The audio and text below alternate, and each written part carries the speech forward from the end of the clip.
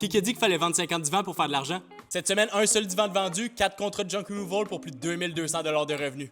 Donc on commence avec les dépenses de la semaine. Premièrement, on a rajouté un nouveau sectionnel à notre inventaire de marque Natuzzi. Il était beige puis il était en parfaite condition, fait qu'on a pu le revendre tel quel. On l'a payé 450 $ au total.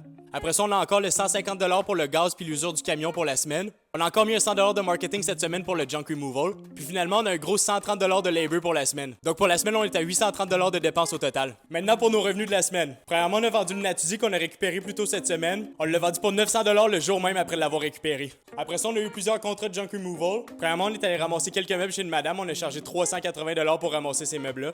Après ça, on s'est fait contacter pour aller récupérer quelques déchets de construction. On a chargé 300 $ pour cette job-là ici.